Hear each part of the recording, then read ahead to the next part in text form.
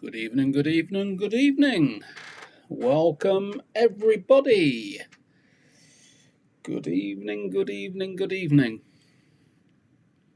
Welcome to RJH Weekly Livestream, Wednesday, 12th of January, 2022.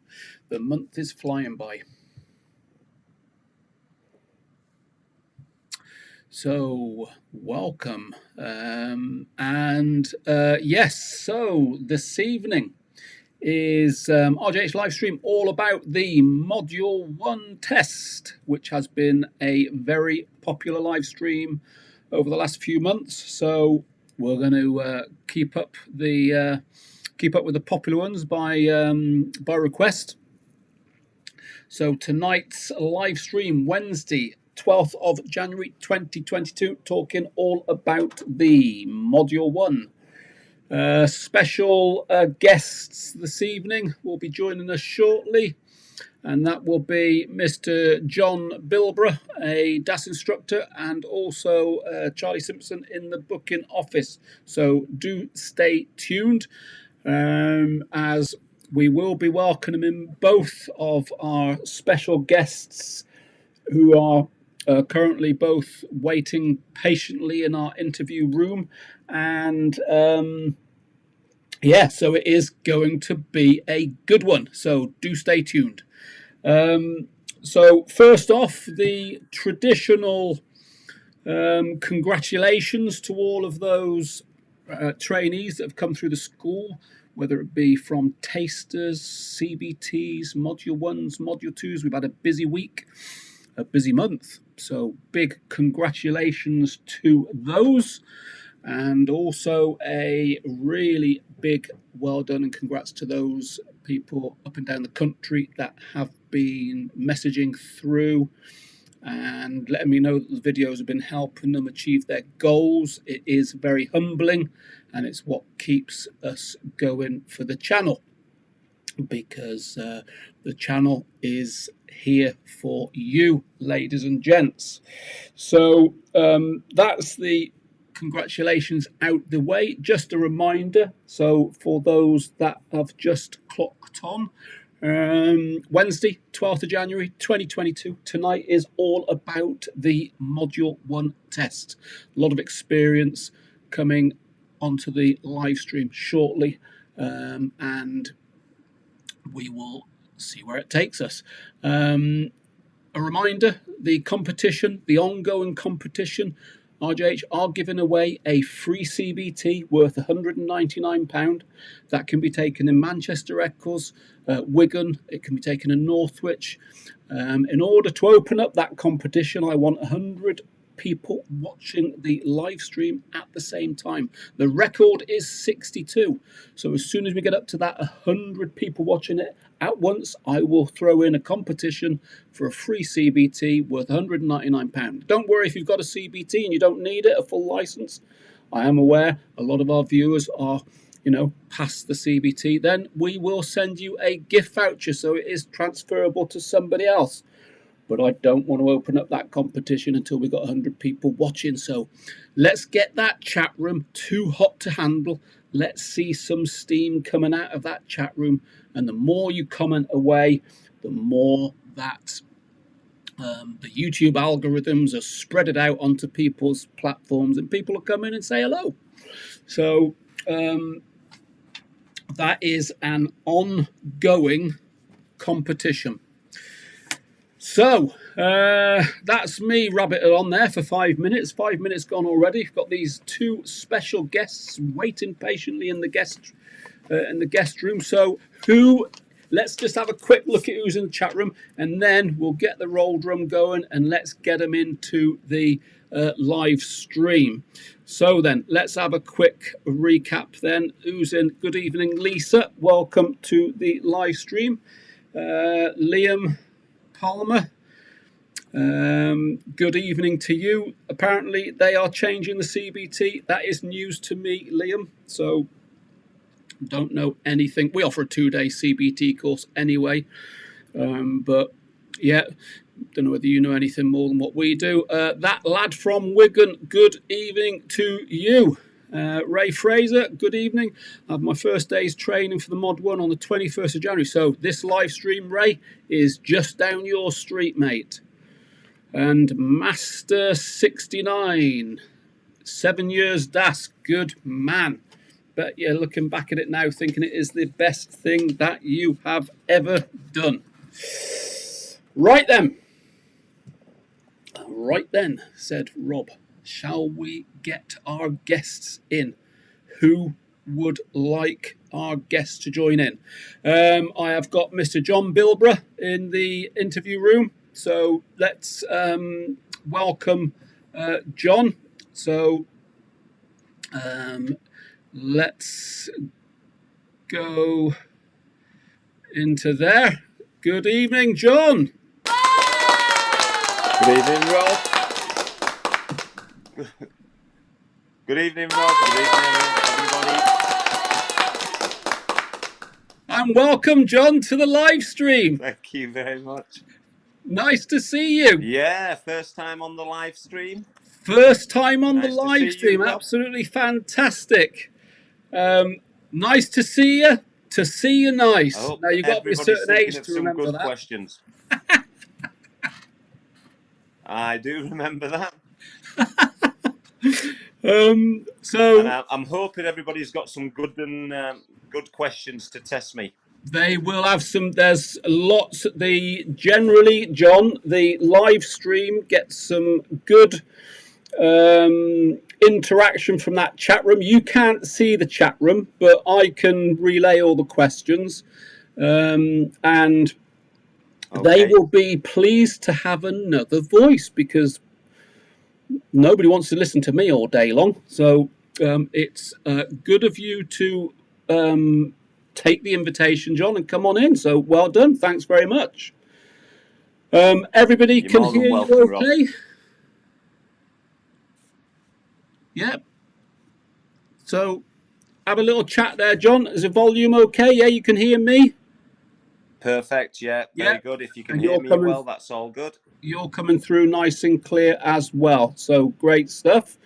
And we have young Charlie also in the waiting room, in the interview room. So we're going to bring him in also. So we'll just have to shufty along a little bit in a minute, John. Let's see how it goes. Okay. Don't leave him out in the cold too long. He doesn't like the cold outside. Don't want to. Yeah. So I think, John, you're going to go in the middle. How does that sound? Sounds perfect to me. There you A go. rose between two thorns.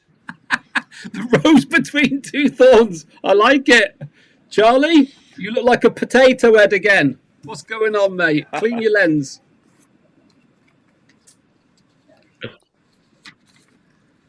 Oh, why? Your lens is very That poor. better?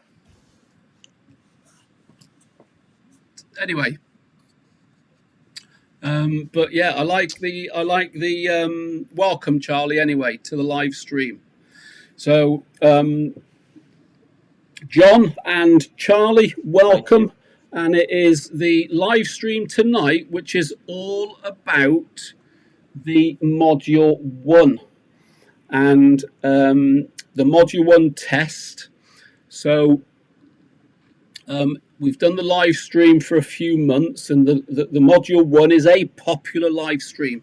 There's a lot of people that are watching, that are viewers, that not only have not completed it, but a lot of that have completed it, and they have a lot of experience they can pass over to these new ones as well that are coming through.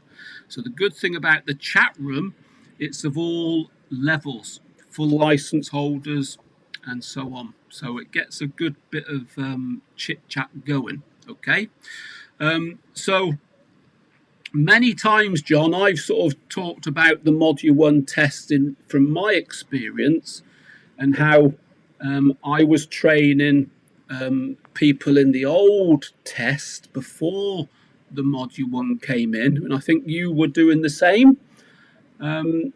I just missed that. I was just on the cusp of the Mod 1 first starting when I came into instructing around about 12 and a half years ago. So I was just on that sort of flux. But you've been riding bikes all your life. Yeah. So since I was 17. Yeah.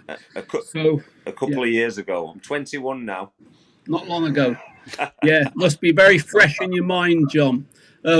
So I mean, before we get into it, then, what do you think of the? So if I say, what do you think of the quality of the rider that goes through the current system, Module 1 and Module 2, compared to them, like when you passed your test, that standard of rider then? I think that the quality of rider that the training now, the candidate at the end of the DAS training is far better with bike control and a much higher level of roadcraft. Obviously, the Mod 1 was designed to prevent candidates turning up to what was basically just a Mod 2 test, a road ride, and a couple of questions around signs and different road traffic situations. And now those road rides could have been fraught with terror for the examiners because people weren't of a standard of riding where they could actually be safe to go around the block even. And indeed, when I did my test, the examiner was on foot, running up alleyways and side streets and sending you round the block and just watching you at different points. So I noticed that, unfortunately, my generation of riders, I see in many occasions when I'm at cafes, bike meets, different scenarios where they come into those areas where there's lots of parked motorbikes, lots of other riders about, and have very poor load speed control and technique, and very short on disciplines around the bike. Yeah, good. I would agree. So having trained people to pass their test pre-2009, 2008-9 when it came out, the standard today is far greater, particularly the control of the bike. And I think when we used to present people for tests back in the day, they get a bit of somebody looking down on them a particular half an hour and they pass and you think, flipping heck over, So the standard, that control, slalom, figure of eight, the high-speed manoeuvres do make a better rider. Yeah, so good. Okay, so, and what about... A bit of noise going on there. What about Charlie then? What are you up to, Charlie? Just introduce yourself to everybody. Evening all. Familiar face on the screen again tonight. Young Charles over here. The fresh meat of the fresh blood of the YouTube. To be honest with you, this live stream is right up Rob's and JB's street. For me, I'm more of the background tonight. I just wanted to tag along just so I could see what was going on and feel a part of the live stream. So majority of the talking will be done with Robert and JB, and I can chip in where I feel is necessary. Yeah, well, you're the first person people speak to, Charlie, when they're making any inquiries. So you're the one on the other end of the telephone. So yeah, you certainly have as much to contribute as all of us. Yep. So okay then. So 2009, the Module 1 test came in. Or the two-part, Module 1 and Module 2. It was going to come in 2008, but the DVSA wasn't ready for it, so it came out in 2009. And there was a lot of mixed feelings when it came out. A lot of training schools were very anti it. And I think, if I'm honest with you, there's a lot of training schools that are still very anti it. But we've embraced it and we welcomed it. And, we introduce a lot of people very safely through it. So Module 1 and Module 2, we support it. Module 1 then, do you want to start off with it, John? What your sort of... so we know when it came out, Do you want to give a little bit and of I started in overview? So I started in as an instructor in 2009 in September. The first year really was taken very much up with me doing the CBTs, etc. So I did it. I've done it as a full-time job ever since. I like the Mod 1. I think it's intrinsic in getting the foundations of a good rider in. I'd be devastated if we lost it as part of the test system. If there was any sort of, now we've come out of Europe, and I think it would be detrimental to the standard of riding that we're working to. I was either unfortunate or fortunate to use predominantly in the early days a test centre where the two examiners that were there were very, very strict, and that then forced you to have to do really good training and to present candidates that were in a good position. And I think each and every element of that Mod 1 is valuable and directly relatable to scenarios on the road. I don't think there's anything on there that is unnecessary as part of the test. As a general overview, I like to be systematic with it. I like to present it in a way that I know the examiners are going to present it. They use a sheet called a DCT1, and that's their brief, and that tries to ensure that no matter where you go nationwide, there's consistency in the tests. It's always running in the same order. So there's very few variables. Obviously, the two directions, left or right, clockwise or anti-clockwise direction. But the exercises are always run exactly the same order. The briefings should be, if not word for word, almost within a few words. And the only real variables on it as a test is the weather conditions: hot, cold, wet, dry. The surface is fantastic on there. And without going into detail on each of the exercises at this point, but just as an overview, it's a very rounded test. You are observed from the second you get on the bike till the second that you leave the test area.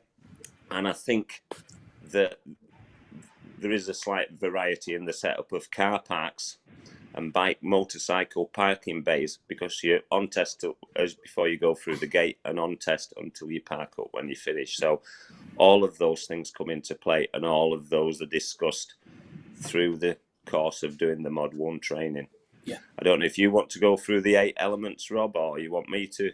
Well, we'll go through those shortly. We'll just stay on that subject. I mean, you'll remember when it first came out then, because it has changed slightly, hasn't it? Because you only had the hazard avoidance, if you remember, was before the emergency stop, and you only had one go at each, and there wasn't a second, there wasn't a sort of 5% speed tolerance, so it's just tweaked it a little bit, hasn't it?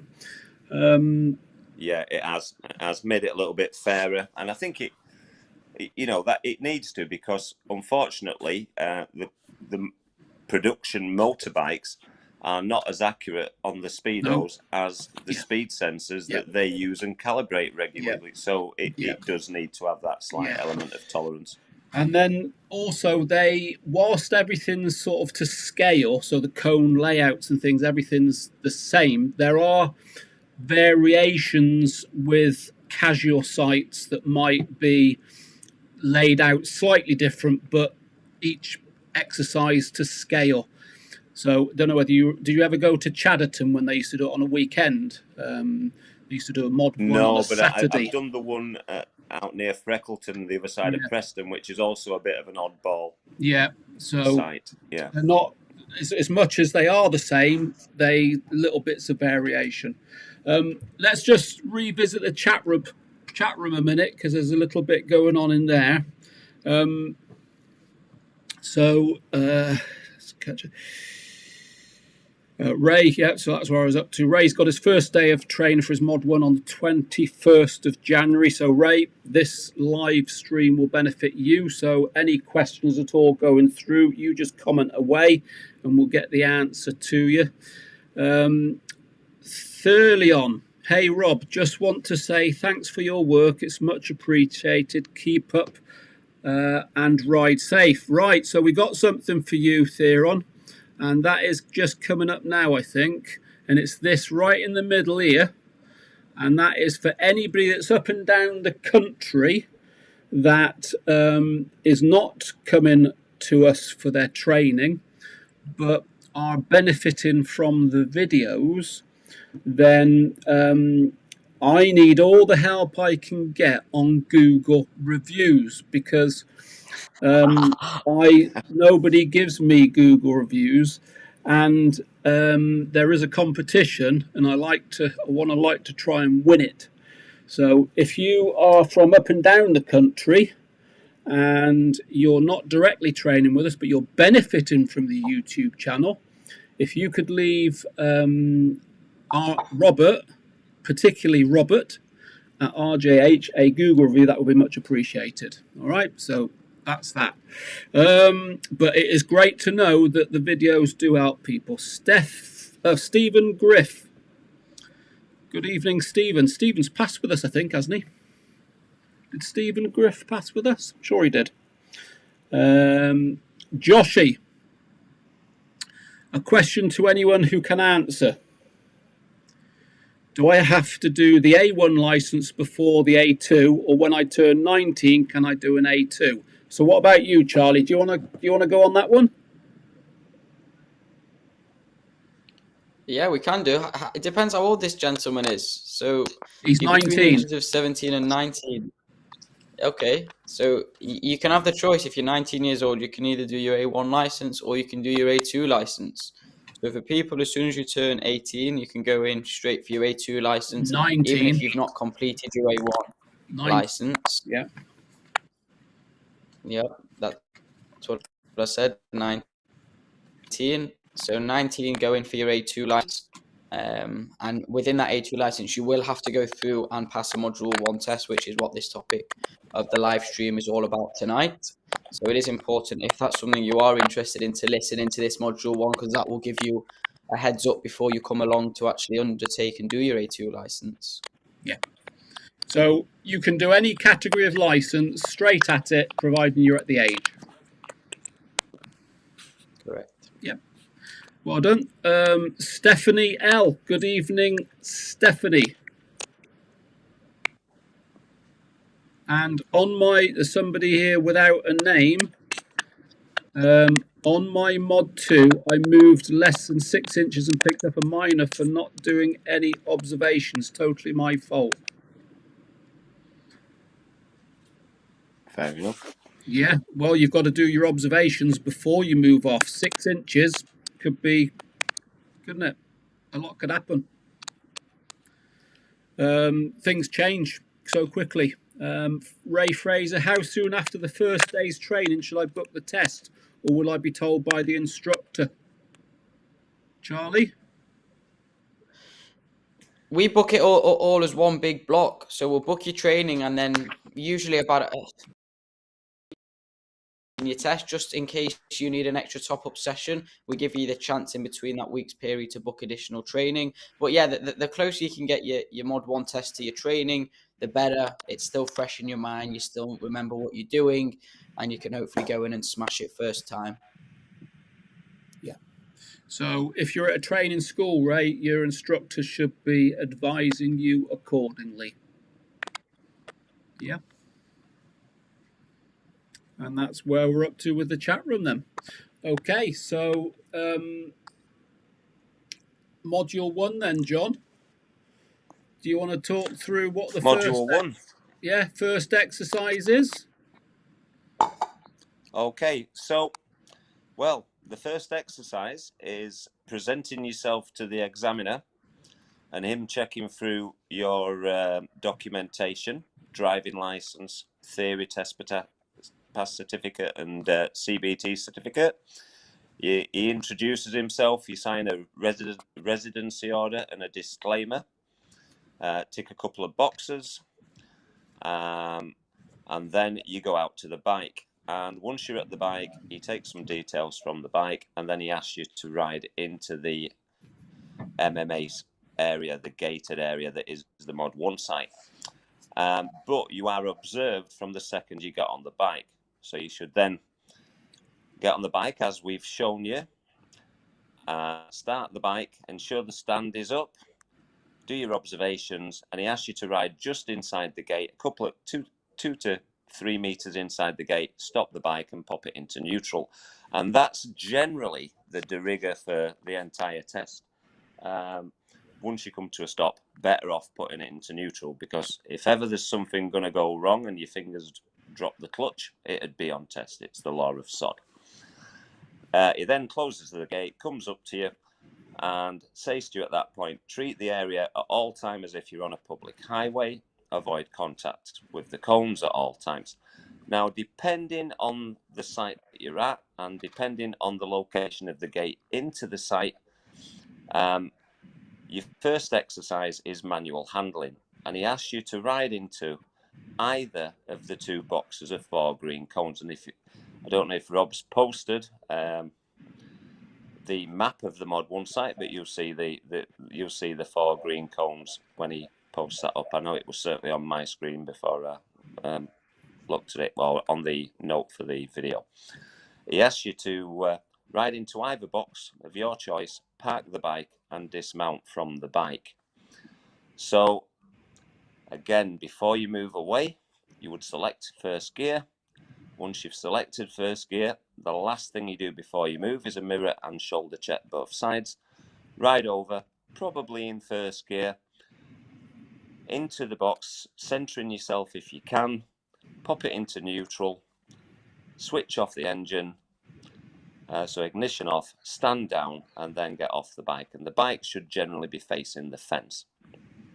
He then comes up to you and says to you, I'd like you to reverse the bike manually from this box of 4 cones into the other box of 4 cones. So once you've finished the exercise, it's facing out onto the pad.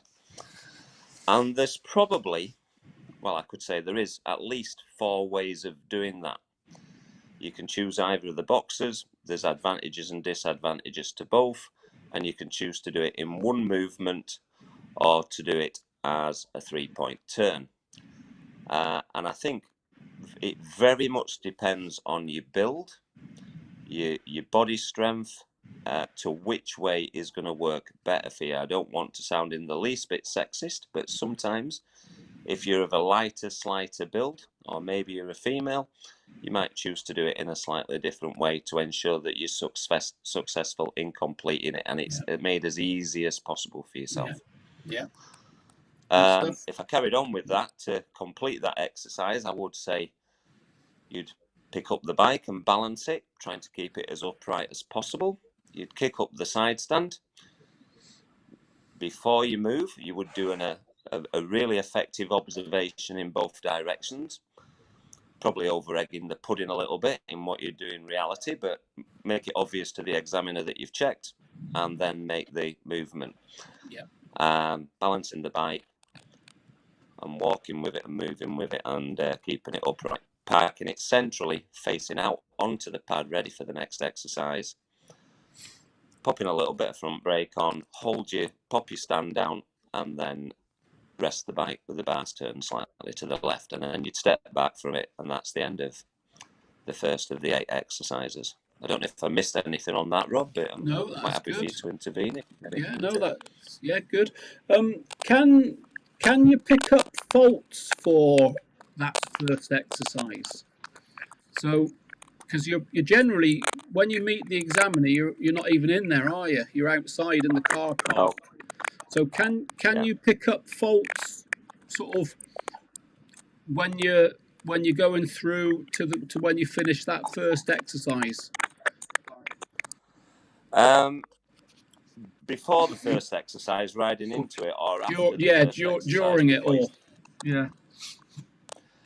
well, I would say that absolutely the most common fault I come across on that is that people rush it. So there's a little bit of the start of the test nerves. They're in a little bit of a rush, so they maybe miss the observation. Hopefully they don't. That would be classed as a minor. The more serious faults you can get from that exercise are probably a fairly common one is being a little bit clumsy whilst you're rushing it and kicking the cone.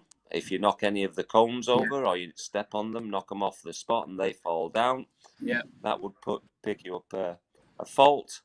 And also rushing it and can often lead to people overbalancing, and the bikes, again, if you're on an A2 bike, you're probably looking, even the most modern ones that we're running are probably looking about 145, 150 kilos, which most people don't weigh quite that much. And certainly the A bikes for the category A test, they're in that 215 to 225 kilo weight. And if you overbalance with one of those,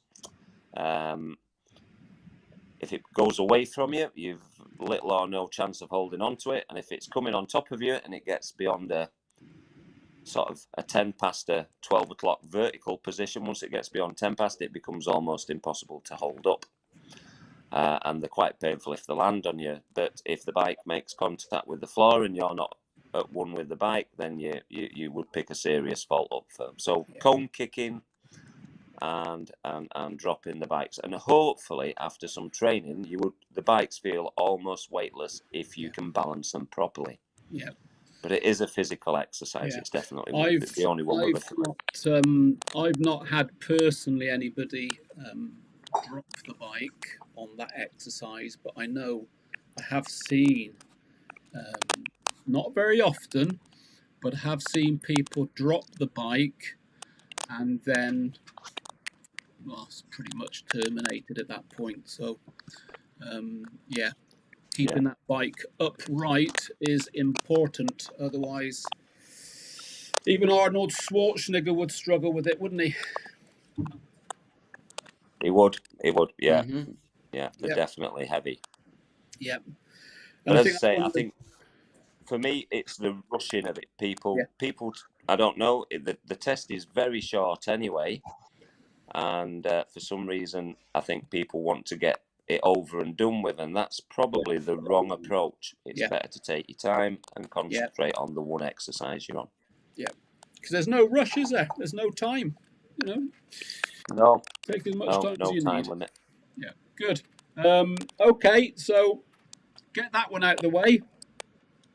And then it's the exercise number 2, or 2 and 3, really, if you think of the 2 exercises in one. Yeah, I think it's better treated as one exercise. Yeah, and what would that be then, John? So sometimes the examiner asks you to get back on the bike at this point, and if you do that, I would always ensure I kicked up my stand once I was on, and then I would sort of rest in a rest and safety position. And he picks up the sheet of paper and he says to you, the next exercise is the slalom and figure of 8. So it's a slalom down the sequence of 5 yellow cones and figures of 8 around the 2 blue cones. I've noticed a few changes from centre to centre on this, but I think theoretically they should say, I'd like you to continue doing figures of 8 until I wave you over and ask you to come and join me. And he normally shows you the point at where he wants you to come and join him.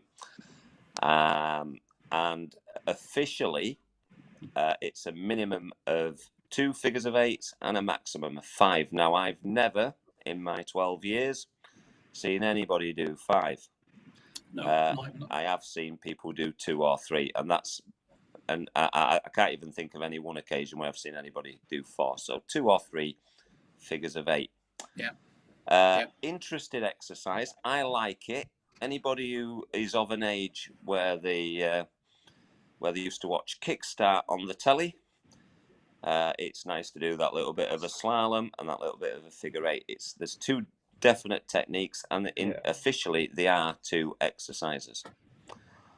So depending which box you've manual handling in, that would determine where you start it. You can go either side of the first cone, but if you go short of it on your turn, you give yourself an extra slalom. So you better pass in between the first and second cone. The control for it is throttle, clutch and back brake.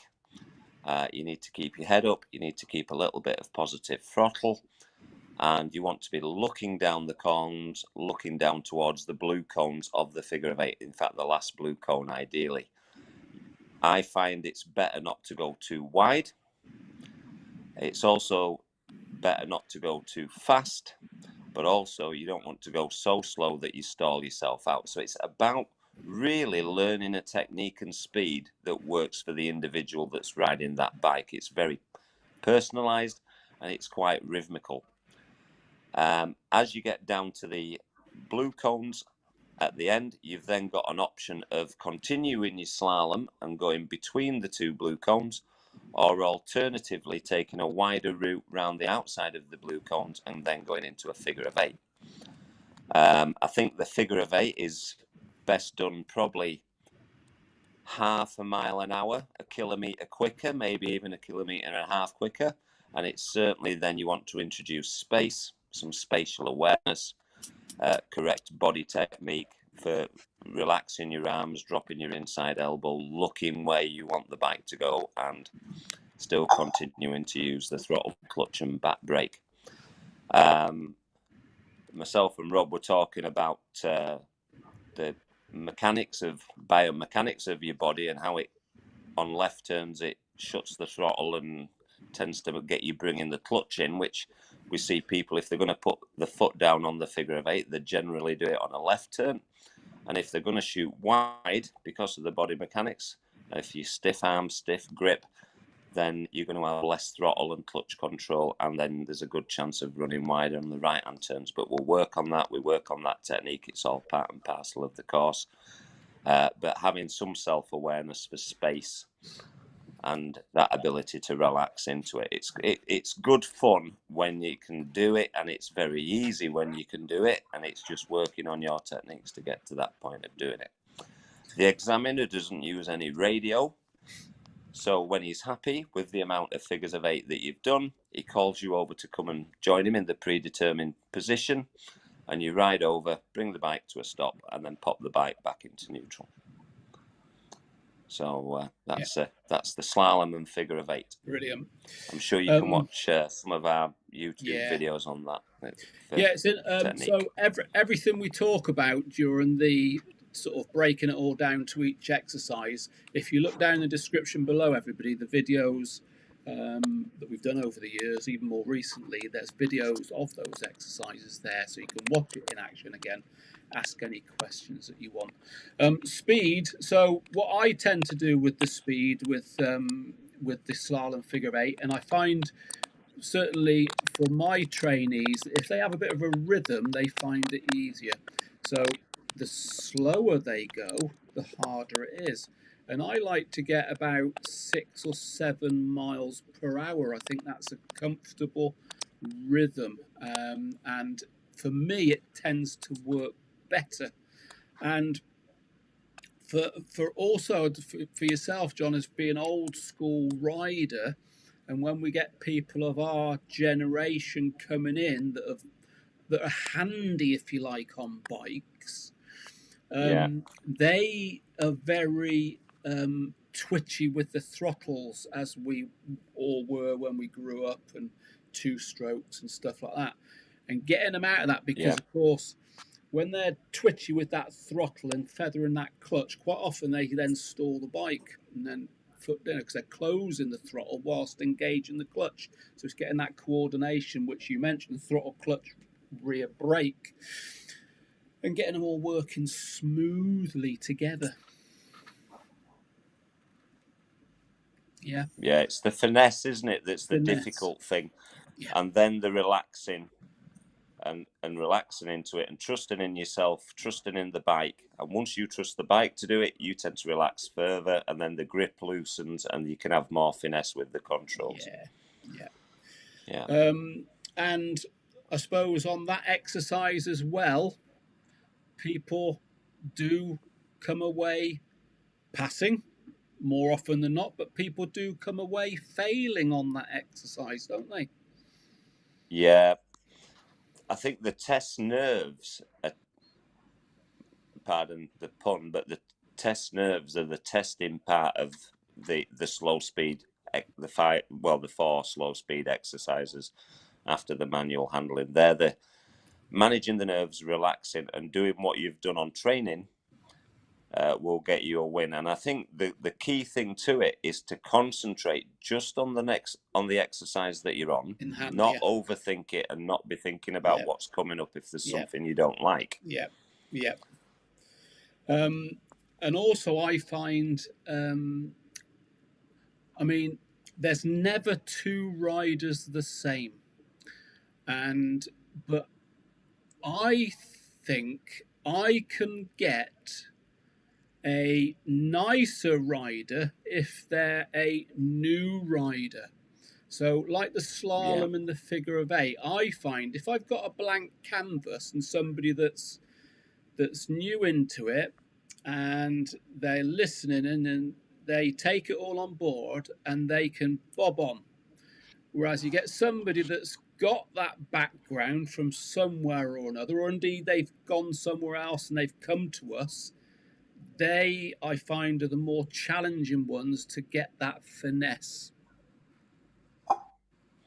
Yeah, I think the glass half full mentality, or the empty glass, is an easier one. Once I think certain disciplines lend themselves to it. So I've found that anybody coming from trials riding, where you need lots of finesse and a delicate touch, tends to find it fairly easy. Yeah. If you come from the sport of motocross, which you would think would be very similar on dirt, but it's a much more aggressive sport, it doesn't lend itself to being aggressive and indelicate. So I think I think if you try and have some fun with it and enjoy the Mod 1 site, then I think it has more relevance. And that figure of 8 really shows the examiner that you can navigate your way on right turns round mini painted islands, and the left figure of 8 shows him that you can navigate acute junctions when you're turning sharp left from majors to minors to major, and vice versa, where you're not at 90 degrees, where you're at sort of 120 degrees and beyond, So I think that both of them are showing him that you've got good skill and control. It also shows him that should you run out of petrol, you could probably safely ride into a petrol station and fill up, which I think is always a bonus because it's a long push home otherwise. It's like you said at the beginning, every exercise, don't just pull it out of the bag and get you to do it. It's not there for the fun of it. Every exercise gives you the skills to replicate what you're doing on the roads in different scenarios. And I had somebody only, when I was trying, I think it was yesterday, I had one of the passes, Peter passed from me yesterday, and he said, this U-turn, he said, just don't get it. He said, do you ever do it? If you, seriously, if you had to do a U-turn on the road, he said, would you just paddle it around? And I said, well, it depends what mood I'm in. I said, I can choose which I do. But I said, no, I'll quite happily do a U-turn on my bike just to keep my hand in, But if I'm not in the mood, then, I'd paddle it around. But, it's all relevant to what you're doing on the roads. Yeah, absolutely. Yeah, as they all are. Right, so that's good then. So we're manual handling and slalom figure of 8. Let's just pop back into the chat room because we've got a little bit of activity again in here, although it went a bit quiet. So lots of people paying attention. So Carl Crompton, he's somebody that was come through the school, I'm sure. I was very twitchy with my throttle, especially when I was on its back wheel. Yes. We know that feeling, don't we, John? And you don't want to be twitchy on the throttle. You want to have some finesse with your back brake at that point. Unless you want to be buying a new set of rear tail lights, generally, I find. This is a new one. Hello, Ned here. Thanks for getting me a flawless pass. Hold on, Ned. I've got something. Yes, I know Ned. Oh, is it Ned? Yeah. Yeah. Thanks for getting me a flawless pass. Still not managed to get my bike on the road yet. Slowly but surely. Who's Well, I Ned? look What was forward he? to having a coffee with Ned. Who was that? He's under an assumed name there. That's his preferred nickname. So yeah, I know exactly who you are, Ned, and I look forward to seeing you with that bike and a cup of coffee in your hand when you've got it on the road. Yeah. Charlie's our chief coffee maker, I think. Yeah. Also, Mr. Graham Cook is in the chat room. Yeah, that's a definite made-up name there. I think. Yeah, I don't know anybody called Graham Cook. Mr. Graham, is he? Yeah, I wonder who that is then. Mr. Graham Cook. Good evening, Mr. Cook. The Cookie Monster, aka the Cookie Monster, aka the Chief. There blew in 3 chocolate hobnobs when we all went for one last night, wasn't there? Hey, where's the packet gone, Graham? Graham, you're a hobnob thief. He is a hobnob thief. I think when I've got somebody on the module 1, then John, also, I think because everybody has their own little areas that's in their mind, and the first thing that if I've got somebody in the relation of the test, the module 1 layout, is the slalom and figure of 8. A lot of people, once they get that out the way, they feel a lot more comfortable, and particularly as well, I mean, some people, if they watch a test, and of course the test they're watching, somebody puts a foot down and then it makes it even bleeding worse, and sometimes I think watching a test before isn't necessarily a good idea, but once they've finished the slalom and figure of 8, you can see them then get the colour back in the face, and it's sort of almost like a hurdle they've mastered or conquered. Yeah, I think it's as I said earlier, once you can do any one of these exercises, then the exercise in itself becomes easy. I think if you get to a point where you become you make a monster out of one of these exercises, or you start overthinking a particular exercise, and the temptation is always to work on is to do the things you like doing and to avoid the exercises that you don't like doing. I think sometimes you just have to, in training, I find that I maybe have to leave one exercise, do a couple of other exercises which the student candidate may be more comfortable with, or to sort of let them be successful, and then to review it. And there's a number of different tweaks and techniques and to complete the exercise, and you've it's an individual thing. It's quite good. I like the fact that we're pretty much usually pairs, so one person tends to struggle with one thing, and generally the other person may struggle with something else, and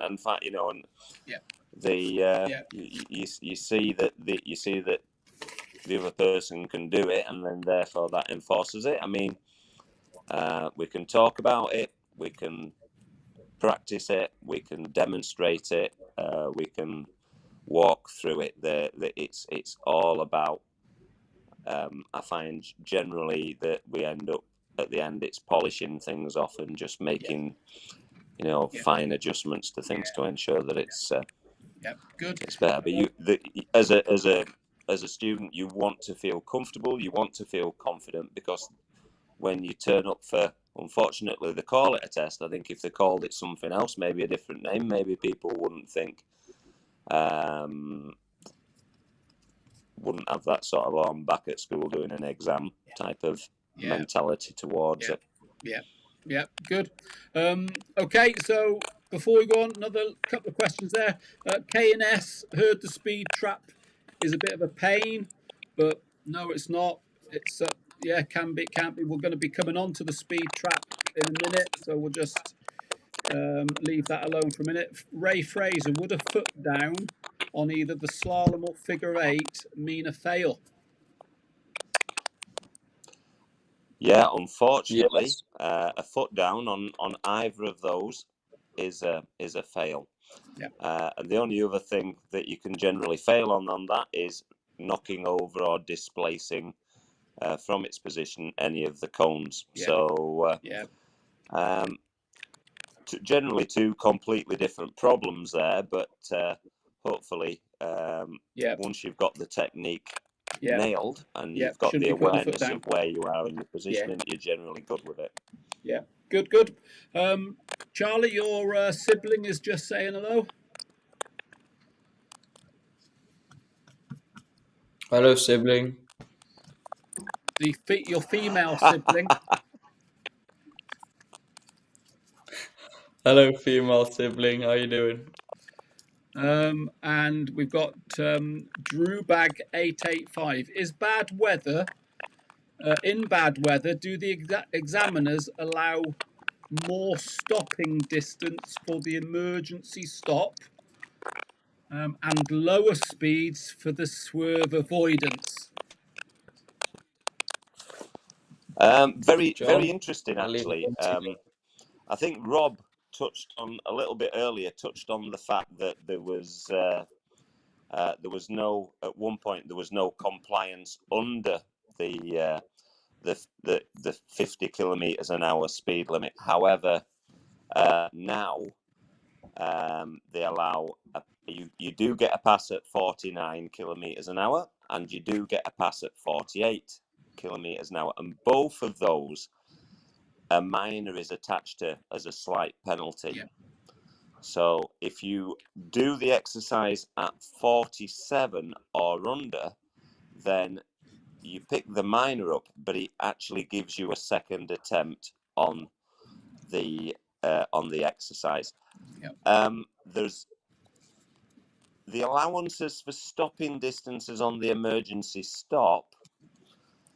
I think there is a little bit of allowance for wet conditions, and certainly if the area is flooded, and I have seen it only very, very rarely because the tarmac is super and the drainage is very good. I have actually seen them hold off doing the test. If there's any snow, ice, they would cancel it. And if the winds are too strong and there's cones blowing about all over, they generally either cancel the test or try and allow you. They normally allow about 10 minutes, but if it goes beyond that, it runs out of their time scale. So there's a little bit of leeway given there. The avoidance, same rules apply. You cannot get a pass on that if you don't achieve a speed of 48 or above. Mine is obviously 48 and 49. And that is in whatever weather condition you present yourself to do the test in. It's and in winter occasionally that does have an effect on us as instructors, and as a school in general. Charlie will tell you the situations for how tests have been cancelled at various test centres over the winter. We have it's outside our control, and it's within the parameters. They've got a duty of care to ensure that you're safe on test. I did a video today on what happens if the weather is bad on my test. So the previous video to this, did it this morning. What I found with the so to answer Drew's question is, I don't think the speed allowance, or my interpretation of it, is for the weather, because the speed allowance is whatever weather. So 48, 49 is acceptable in any weather. What I have noticed though is that if there's, I don't know whether you call it an allowance, but if I compare and from watching tests, and if a DVSA examiner is watching, they may be able to correct me if I'm wrong in saying what I'm saying when I go to a test centre, because I know that we do have them watching. But if I present somebody for a test and it's raining and they come through at 50 kilometres per hour, on our bikes, they would expect those candidates to stop shorter than if another school that's got a bike that's 10 years old with no ABS brakes and things, they would expect that they would expect my bike with ABS to stop quicker than the one without. So I think in poor weather, and from the feedback they've given me, and I've listened into, it's almost like it's an older bike. It hasn't got ABS. We wouldn't expect it to stop as quickly as that bike there that's got ABS. But speeds and stuff. Yeah, Would you go with I that, would fully Rob? agree with you on that, Rob. And I think there's also a slight allowance given if, obviously, everybody is on test. If somebody's a little bit fast, there is no upper speed limit, but they do not want to see you being dangerous. You are actually there. The whole of this test is all based on showing him that you're safe. But if somebody comes through a little bit briskly, but yet still puts together a good stop, then they do allow a little bit of compliance on that. More on that maybe when we get to the emergency stop. Good stuff. Yep. Okay, well done. So what's following on from the figure of 8 then? It's a slow speed. Figure of 8, it is, he calls you over to join him, asks you to come to a stop, and he positions himself and lines himself up for this slow speed ride. A ride in a straight line between 2 and 4 miles an hour at a sort of steady walking pace. His briefing is, I'd like you to demonstrate a slow speed ride, riding up to the area of the 4 blue cones that are in front of you. This exercise simulates riding up in traffic at junctions, roundabouts, roadworks, junctions, etc. whenever you're moving through rush hour. And he says, once you get up to towards that area of the 4 blue cones, bring the bike to a stop, pop it into neutral. Again, uses that throttle clutch back brake technique for health. And at one point, they would have walked along in front of you with the hand out, but now they all walk behind the bike from a health and safety perspective. It's probably... there's no specific distance. It's where he chooses to stand, but it's probably 15, 20 meters, I would say, as a generalism. And really, you shouldn't take more than 6 paces out of him. He walks smoothly and consistently behind you, and he's looking that you're not leaving him for dead. Obviously, if you were doing it in reality in traffic, you'd have a vehicle in front of you, and it's showing him that if you're following a car, you're not going to run into the back of it. You come to a stop, and then you pop it back into neutral, and he joins you to give you the briefing for the next exercise. And where does he want you stopping, John? Well, he says in the area of the 4 blue cones. So the 4 blue cones are next to the U-turn box, but they're actually there for one of the 3 higher speed exercises. You can put the front wheel in the box should you like, but generally if you stop just before it with the front wheel in it, with your body in it, bearing in mind there's risks that if you knock one of those cones over, if you come to a stop in the box and you do it indelicately and step on a cone, kick a cone, that would be a fail, So he just wants you to stop up to or just in with the front wheel, that area of the 4 blue cones, ideally ready and positioned for the next exercise, which is, shall I mention it yet? The U-turn. And down below, there's a fantastic video that you've done of the U-turn. Oh no, it couldn't possibly be me, Rob, if it's fantastic. The stop. I've actually titled it "The Perfect U-Turn." How's that? Oh my goodness, no! I'll never live up to anybody's expectations with that. Is your head getting a bit big, John? No, I'm not. If they had a helmet on, I can't believe you could get a recognisable picture of me doing it. But yeah, the U-turn. So, the slow speed ride. What are your thoughts on that, Rob? What have you seen? 'Cause It's a difficult one. It's an unusual one if anybody fails on it. If they do fail on it, it's usually a stall out halfway once they've got moving, and or they just do it quickly and they ask them to do it again.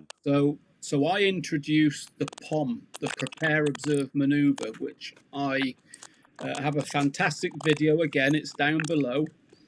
And what can tend to happen is riders go away too fast, and then they have to rein it back in, so he's not happy with the speed, or they've just not got the coordination, and yeah, they can end up stalling foot down, or they're wobbling. They've just not got that finesse.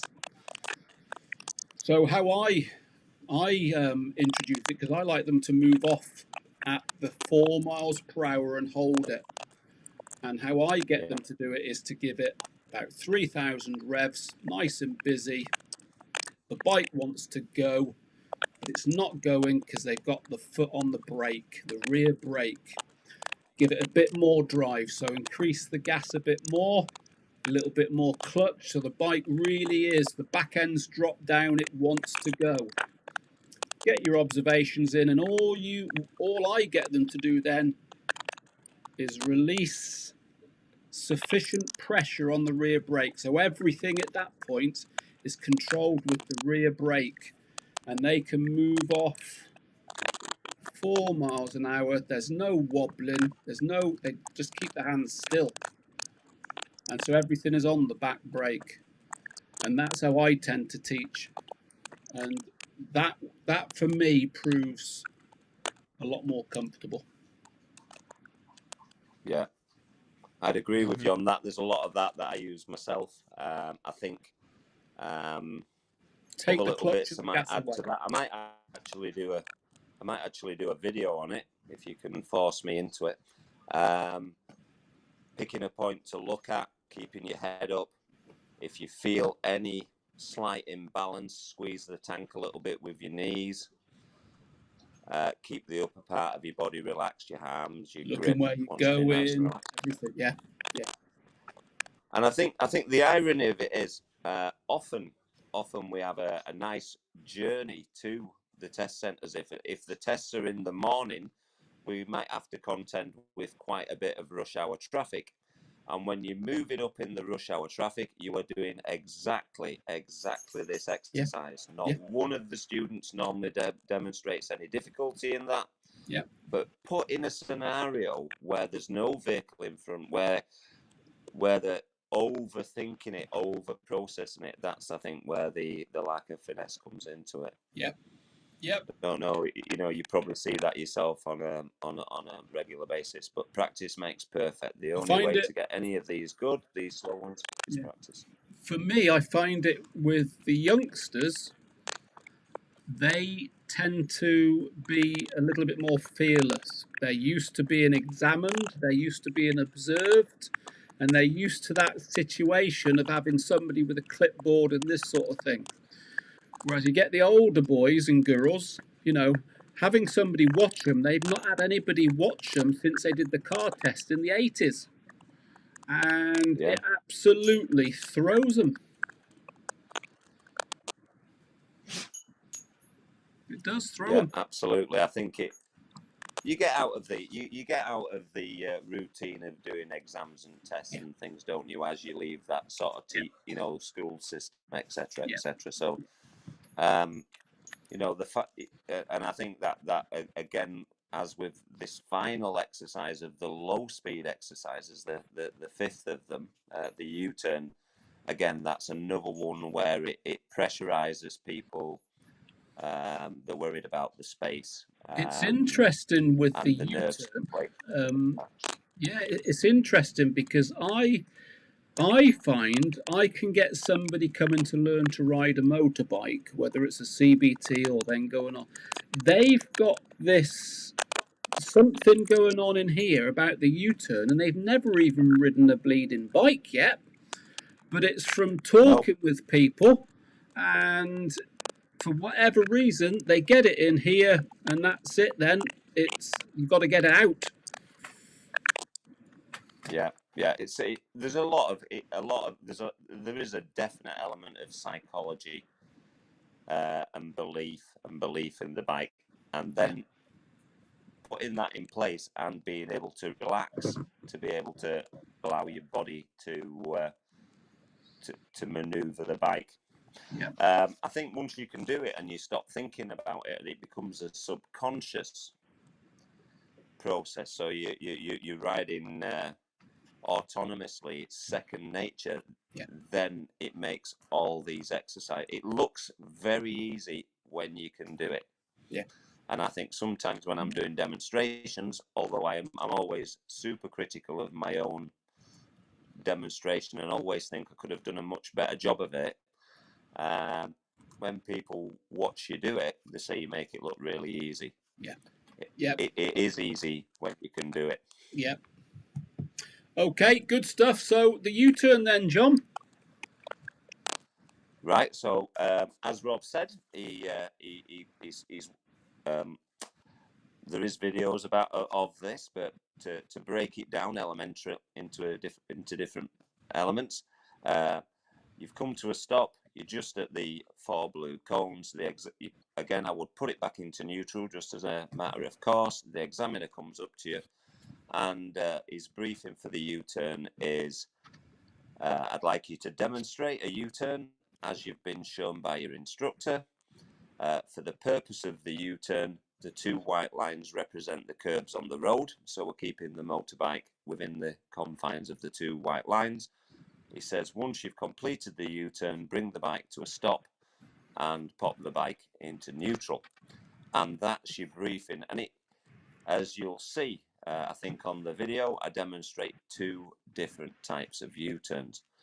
There's no right and wrong way to do it, but half of the exercise, in my eyes, is the bike control, and the other half of the exercise is the observations, because all the exercises on that site, if you remember, I said once you go inside the gate, it says treat the area as if you're on a public highway.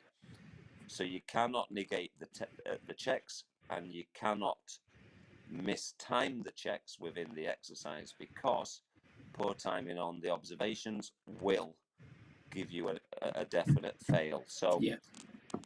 as I say, really, I'd suggest anybody doing the test or wanting to see it in action would watch the video. You put it into gear, set off, get the bike under control.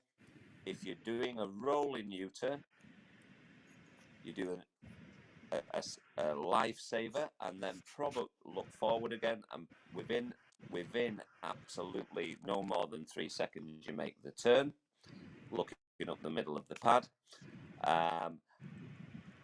When I would use that on a real road, if I was on a desolate road, I'd not seen any other vehicles in my mirrors, there was no oncoming traffic, there were no traffic behind me, I'd not seen middle of nowhere, and I would probably use a rolling U-turn in that scenario. If I was in a more urbanized area with traffic, vehicles, side roads, and more going on, I'd take my second option, which would be the observation before you set off. I would ride forward, come to a stop, do a quick left mirror and pavement check, just in case anybody's coming out the front door with a push bike, and then I would check my right mirror. I'd be looking down the road for oncoming vehicles, put my hand on the back of the seat, do an effective rear observation, hand back on the throttle. Just before I move off again, a very quick right mirror and re-shoulder check to reset the clock, get a little bit of forward momentum, drop my elbow, tuck and look for where I wanted the bike to go, turn the bike around, stopping. I never look at the far line. I just look up the middle of the road on that turn. Otherwise, I think the far line or a curb in a real life situation acts like a magnet and draws you in. And just stop the bike with the back brake nicely in control once you've got the bike nice and straight. Yeah, good. Back into neutral, and the examiner rejoins you. And Rob will tell you there's a number of pitfalls in it where you could potentially fail. then very few where you could pick a minor up on that. They're nearly all. The U-turn is really the one that is. I think you're spot on. I think it's the control of the bike and the observations and getting the two of them together. So observations, missing them, or the timing of them causes problems, and the control. You go wide over the lines, put your foot down, stall it, all these things. So generally, very little can go wrong with it, other than a fail. If anything goes wrong, it is going to be a fail. But practice, isn't it? Practice. I've got somebody's comment here. His U-turn was perfect initially, and then his instructor looked at him and whoops, overthinking. And once you then get something in here, it's hard to get it out, isn't it? It is desperately hard.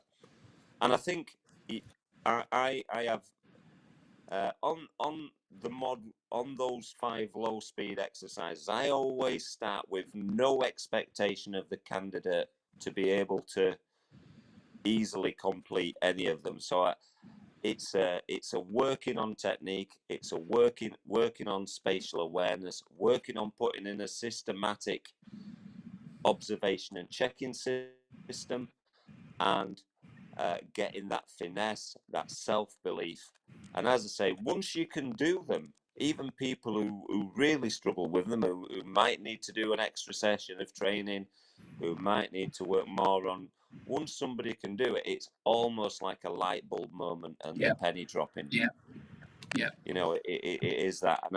And I like the candidate to choose for themselves which of the 2 techniques they do. I practice both, and then I say, right, from this point, we're going to stick with one of those, and we're going to polish and perfect it so you can repeatedly do it over and over again. And come back to it and repeat it, and come back to it and repeat it. And I think if somebody gets frustrated with the U-turn, which I've seen many times, leave it alone, do some of the other exercises, and then come back and work on perfecting it. Yeah, good stuff. And I think generally as well, people's colour, their complexion then comes back. They've finished all the slow speed manoeuvres, and it's like the pressure just comes off, and then they can enjoy the rest of it. Because generally, I will find the high speeds people enjoy it, whereas they don't seem to enjoy the slow speed. But yeah, good.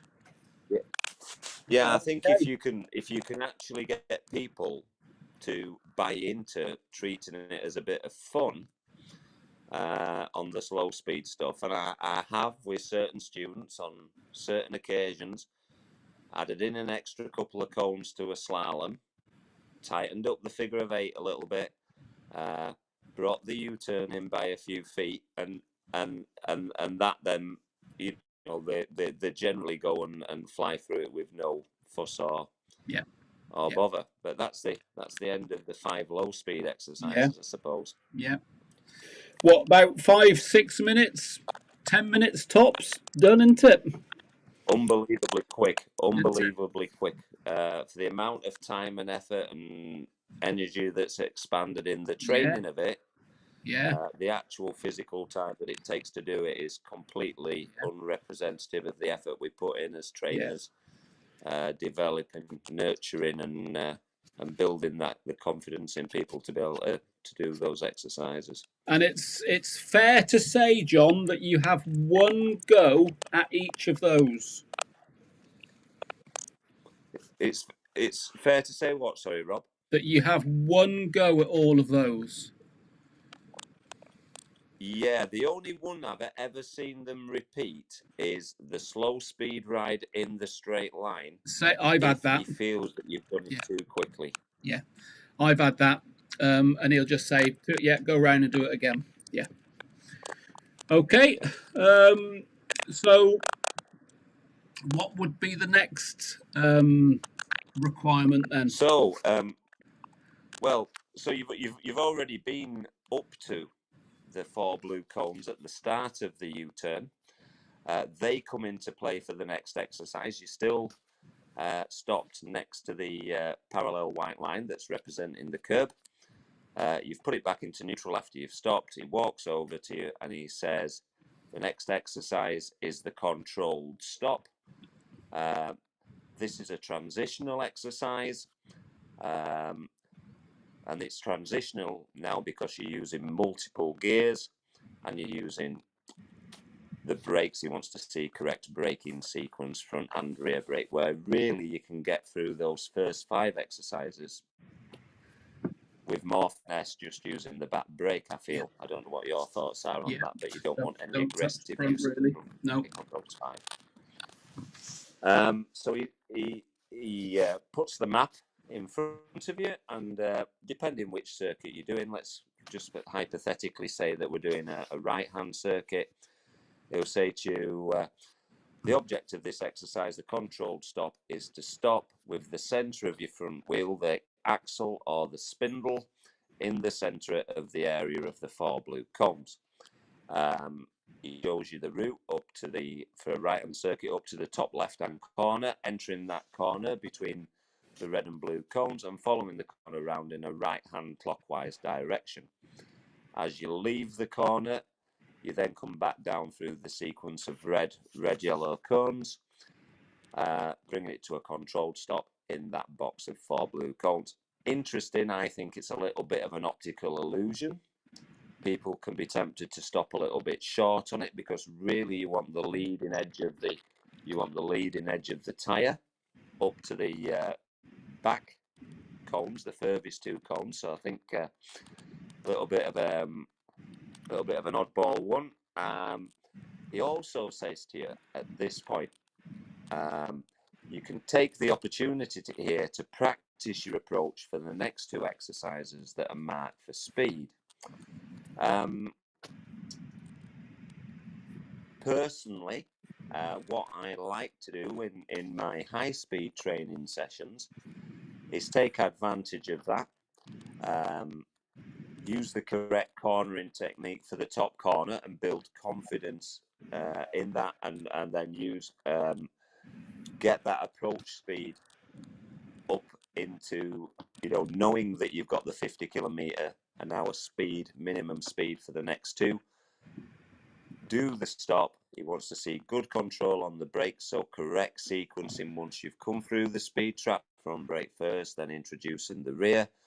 I think they prefer to see you come down the gears. I like to do it in second, but there's nothing wrong with doing the exercise in third, but to work down the gears, not to be coasting with the clutch in, and to finish the stop by coming off the front just at the very last 5 meters or so and finishing with the back to accurately place it bang central on the in the middle of the box of 4 cones. And I think it's a technique, and that's the whole. Anybody turning up to a Mod 1 test who hadn't practiced any of the technique on that would struggle on the accuracy. Once you've stopped, again, as all the exercises back into neutral. But on this occasion, I would say to the examiner, do you mind telling me what my speed was? And if he said to me 45 km/h, I'd know that you're not far off. For the emergency stop, I'd need to add 10%. And if he said 60 km/h, I'd be telling myself off for being a little bit giddy and bringing it down to that, somewhere in that region of 52 to 55, which is where I like it to be. I don't know what your thoughts are on that. Yeah, good. Well, when I teach that one, I stay in second gear for the high speeds purely because I like the engine braking on the bikes. But I always encourage them to have that free attempt, that free go at getting up to speed, so they get a feeling of getting up to that speed. And so I encourage that. And ABC, and very important, front brake, back brake, then the clutch. And the examiner could have his back to them, and he knows the order of those brakes and clutch because, as you know, you can hear that bike coasting if that clutch comes in first. So ABC is important. Front front wheel within the 4 blue cones, yeah, always. So, but I didn't know that they measure that speed then on that controlled stop. Yeah, they do. Yeah, Yeah. The speed trap's always going, and they Yeah. will willingly tell you the speed on that. They don't always, as we'll discuss when we get to the emergency stop. I've never got to come ask, across an haven't you? examiner who's not wanted Yeah. to share that Yeah. that speed with the student. Yeah. Yeah, they've got to ask. So it's good for benchmarking. I mean, Yeah. obviously, we all the training's been done. We wouldn't present anybody who wouldn't be ready to do that and shouldn't be able to achieve the Yeah. speeds. But I think it'll give them a little bit of Yeah. confidence in themselves. Good. Okay, so then we're then on to the first, if you like, measured speed Yeah. exercise, aren't we? So, Well, what's that one then? there's actually a little exercise between the two, isn't it? Because the examiner at this point, if he's happy with the controlled stop, he'll pick the 2 cones on, and generally they stack them on top of each other. They don't do it. They sometimes do it slightly different at different test centres. Yeah. And then he says to you, "I'd like you to turn the bike around, use as much space as you like, Yeah. turn it around so it's facing the opposite way to what it is now, this side of the yellow cones." And you don't have to do a U-turn. You've plenty of space to make that turn, but you still have to check before you move. Observations, yeah. Yeah. And yeah, so Watching still it, observations, even on these turnaround exercises, and then you could bring it to a stop with the bike Yeah. facing the opposite way. Yeah. Again, I would generally put it back into neutral at that point. Yeah. Good stuff. Okay then, John. And then next exercise, the emergency stop. You're doing a good job, John. So, You're hired. Yeah, is that all right? I've not even got a map or a sheet or anything in front of me. I'm Don't worry. babysitting my mum. Are you? You're all right. So then he then comes up to you and he says, right, gets his map out, and he says, the next exercise is the emergency stop. What I'd like you to do is follow pretty much the same route as last time, up to the left-hand corner, entering between the red and blue cones, follow the corner round in a right-hand clockwise direction, and then accelerating, coming down back through the red and red yellows. And an interesting point at this is, ideally, the yellow point is the point of shut-off for the throttle, not before, not after. He says to you, at some point after you've passed the yellows, but before the 2 closest reds to us, I'm going to raise my right hand, and actually stands in front of you and does the actual, raises his right hand, and then he says, I'd like you to stop the bike as quickly and as safely as possible whilst remaining in control of the bike at all times. Minimum speed for this exercise is 50 kilometers an hour, which is approximately 32 miles an hour. He nearly always says, have you any questions? And if not, then you're on your route. So again, into gear, mirrors and shoulder checks, nice and smoothly across the site, building speed up towards that top left-hand corner. I generally have a little glance at the speedo before I go into the corner. I'd usually be in second gear by that point, and I generally like to be no less than 18, 20, 22, no more than 25 miles an hour, maintaining consistency of that speed on a positive throttle through the top corner. So I'm not dropping speed, but I'm not accelerating in the corner. I'm just holding, maintaining the speed.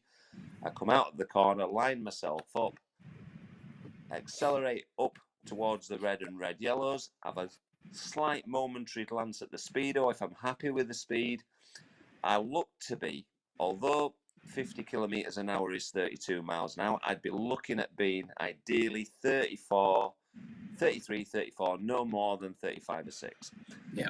But then I'm listening to the engine, I'm looking at the examiner, and I'm looking for that hand going up. As soon as I pass the yellows, I'd be off the gas, whether he's lifted his hand or not. And the distance between the yellows and the red is 22 feet.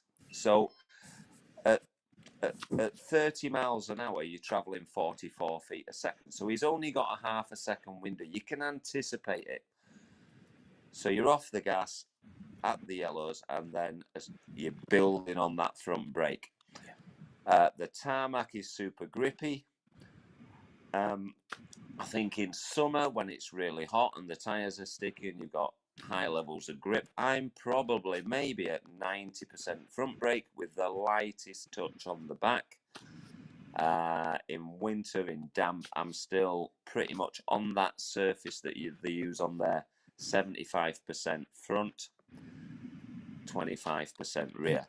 You play into the weather and the temperature. I don't change down. No. And my very, very last thing, just as I put my foot down to stop, would be to bring the clutch in. I use the maximum amount of the engine braking. I've never understood why they give you a fault if you stall, because I think if you were in a real life and death situation, I'd probably stall it out and just maximize the engine brake. But they do give you a minor for stalling. I've never really understood that. But you do definitely not want to be coasting, and if you were coasting on old non-ABS bikes, you'd be locking the tyres up. That back wheel would be coming round on you. Nor do you want to snatch the front brake and have yourself up on the front wheel, because I don't think they'd appreciate a stoppie or an endo if you were too heavy on the front brake. It's a controlled stop, and on that surface, the bikes stop fantastic. Yeah, they do. Modern bikes. Stop. Yeah, modern bikes are great, aren't they? Yeah. I always think it'd be funny to pull the tape measure out and look at the highway code stopping distance and the actual physical distance that people are stopping in. It's well within probably 50% of the what's marked down for the highway code. Yeah. Good. Once you've stopped, the examiner generally walks up to you. I would at that point put it back into neutral. Not always, but 90% of the examiners walk up to you, and then they say, I'm not going to ask you to do that exercise again. We're going to move on to the next exercise. If you've achieved the speed of 47 kilometers an hour or over, obviously you get a minor for 48, 49. If you're under speed, they will ask you to repeat the exercise, and he asks you to turn the bike around. If you move off from that position without a check, it always used to be a fail on that.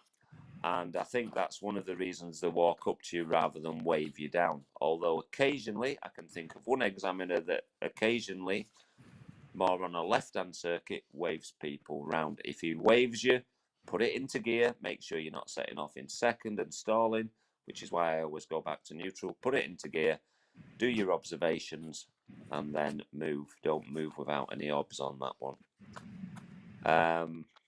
And he gets you to turn round.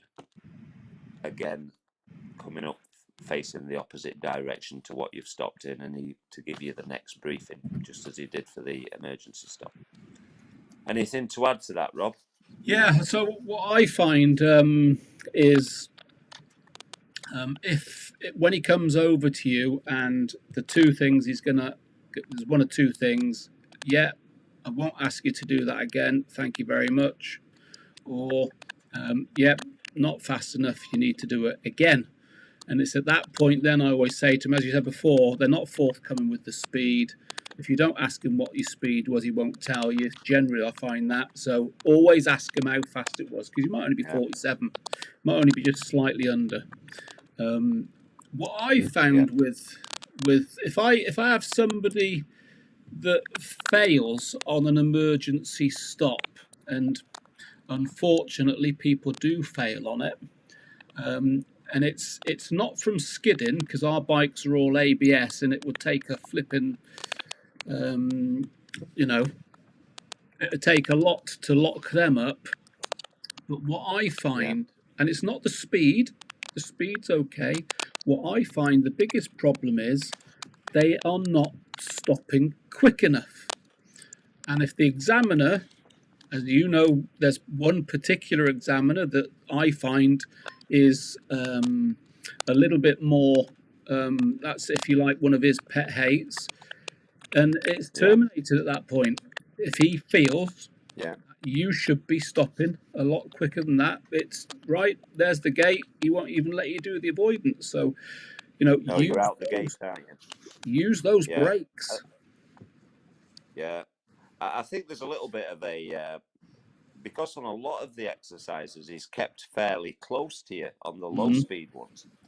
There's a temptation. I've seen people actually do quite a good stop and then come off the brakes and almost ride down to him. You need to stop it as quickly and safely as possible whilst being in control of the bike. Obviously, if you clip any cones going through there, that would be a fail. We had a bizarre one of those, didn't we? Not so long since. Yeah. Which it's a long time since I've seen anybody clip a cone on an emergency stop. And if you part company with the bike, then obviously that would be a termination as well. And also the other thing is late responding to the hand, isn't it? So if they are waiting for that hand to go up, and then of course they don't act, that's going to affect your longer distance. So one chance, exactly. make it count. Yeah. And again, it's funny, isn't it? It shows the human element of us doing these tests. We've practiced, we've trained, we've repeated over and over again, and then somebody has just a momentary lapse of concentration, or maybe too long a look at the speedo is probably one for missing his hand going up. Concentrating on the speed, not listening to the engine. And good stuff. And if he thinks that high speed exercise is dangerous, he wants you off the site, doesn't he? He doesn't want to carry on and do the last exercise. Yeah, good stuff. Right then, so the best till last then, John, and I think it's fair to say then, if you don't get invited to do the avoidance, then you've got a problem, haven't you? Yeah. You have. So the last one is the avoidance, commonly known as the swerve. I'll explain its relevance to riding. His briefing for it is, and I don't like the map for this. Not our map in particular, but the map in general from the DVSA. He shows a slightly different route. I tend to stick with the same route I've used for the two previous exercises. Up to the top corner, keeping a little bit out towards the reds, rather than he shows a slightly narrower corner with the green. I just follow the same radius. I'd do the corner in the same manner, second gear or third gear if you're not comfortable doing it in second. Follow that nice constant outer radius, same speed as the emergency stop, and probably the same speed as I would have done the controlled stopping.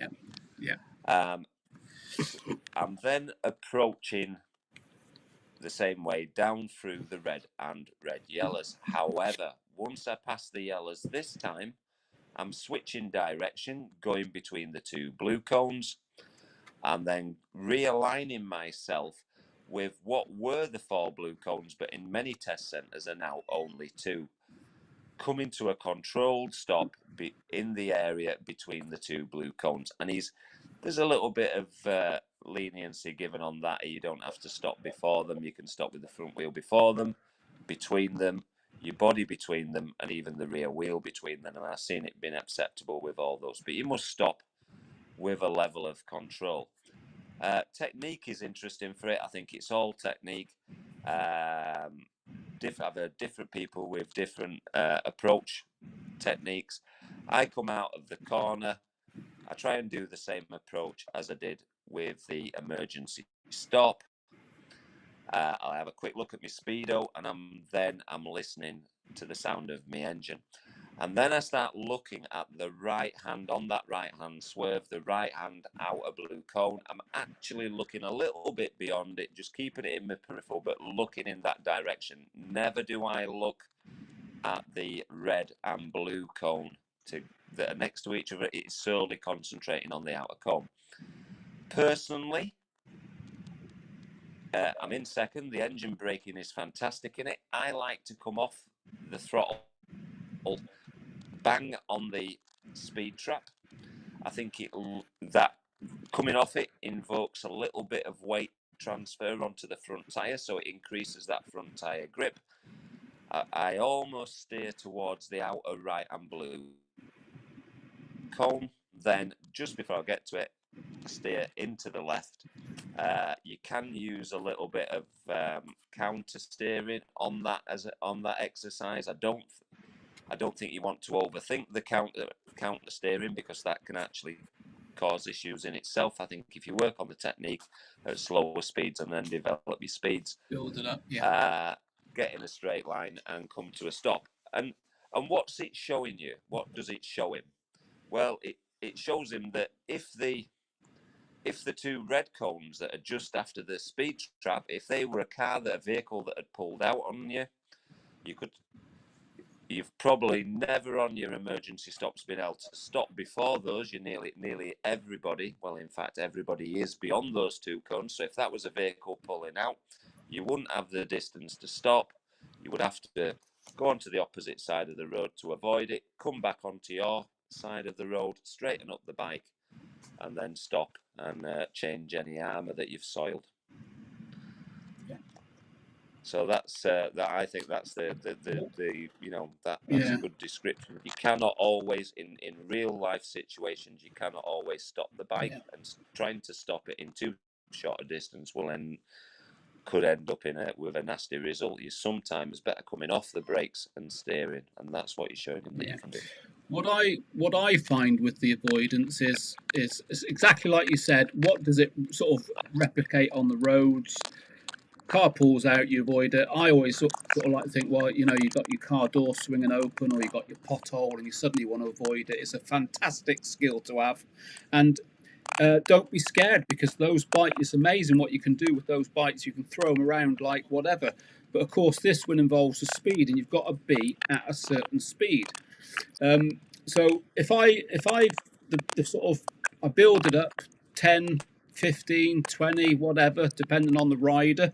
But I don't go straight at it, because then if it goes wrong, cones being it, I've then got to get it out of them. So I build them up, and what I try and explain them, because the avoidance is always, if there's a national statistic, the avoidance is going to be lower than the emergency stop, because with the emergency stop, they're coming through the speed trap, and then you're not rolling off or braking until after the speed trap. And what happens with the avoidance, I find, is they're doing it before, they're anticipating it.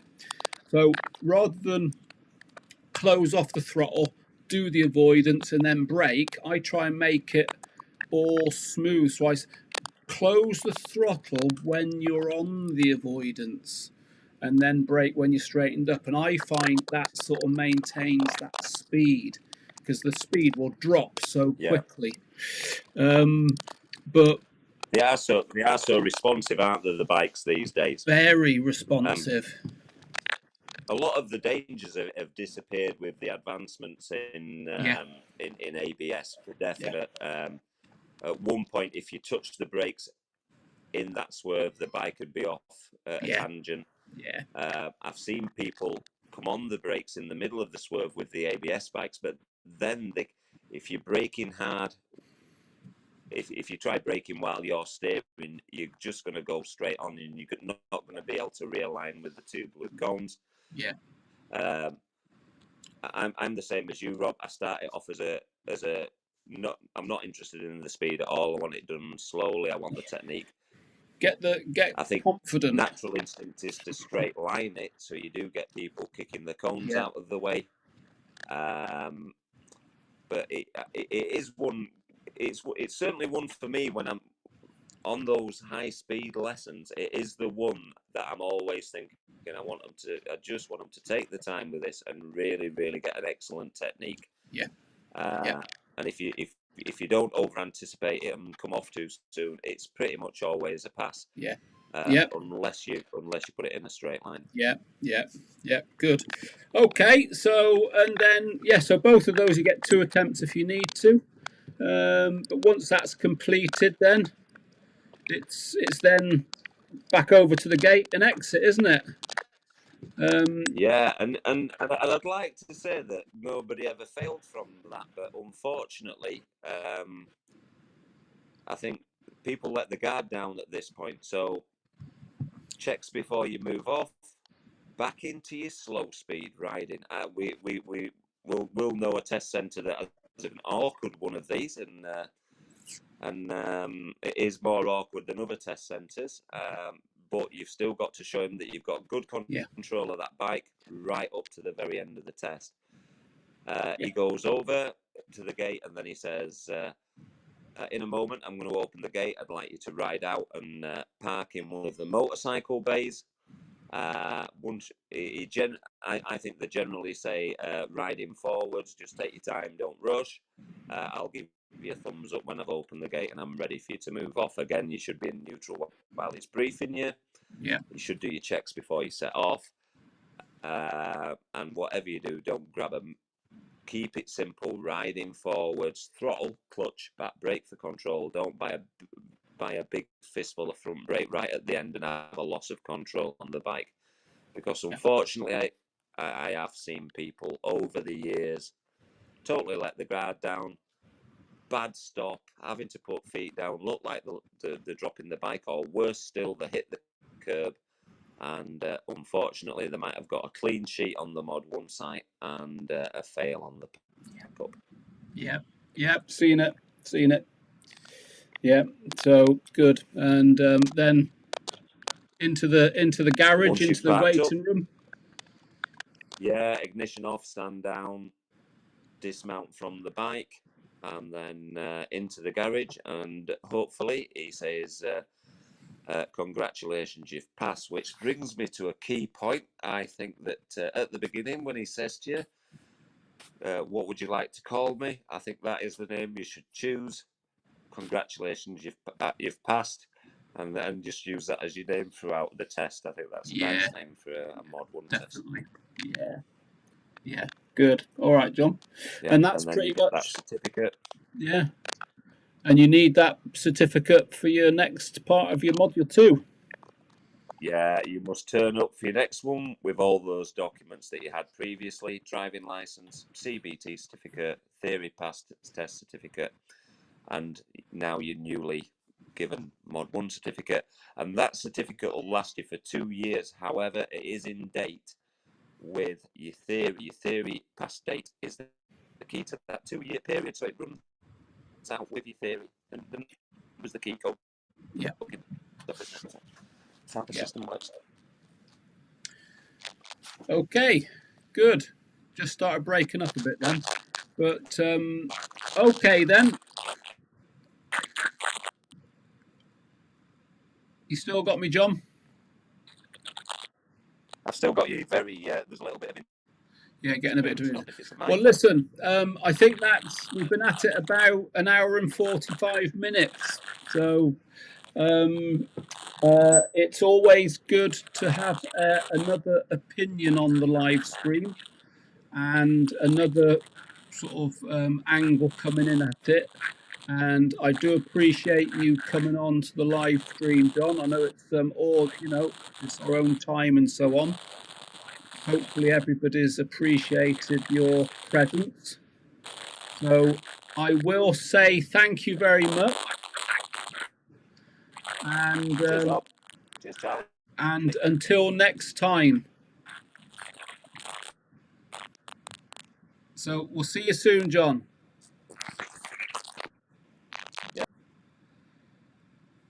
Okay. So how was that? Just getting a little bit of interference at the end there. But yeah, as I say, thank you very much to John, who's just given us an hour and 45 minutes. Charlie, for some reason, lost his connection a little bit earlier on, but I do appreciate both Charlie and John coming on to the live stream. It's a really good, thorough discussion on the Module 1, which was the subject for tonight. Quite a lot of interaction also in the chat room. So all I can say is thank you very much, everybody, for contributing. And I will be back again on Sunday evening. No particular topic, just Bob the Biker. Next Wednesday evening's live stream will be Module 2, so we'll go through the process again. It will be Module 2, so do set those reminders on when the live stream is scheduled. And as I've said all along, thanks very much. If you have done training and used the channel for training, you're at distance, you haven't used us specifically, you can return that favour by giving us a Google review. It really does help. Keep those messages coming in about your achieving your goals. And yeah, so I'm going to get going, and I'm going to say again, thank you very much. And stay safe, everybody. Speak to you soon. Bye.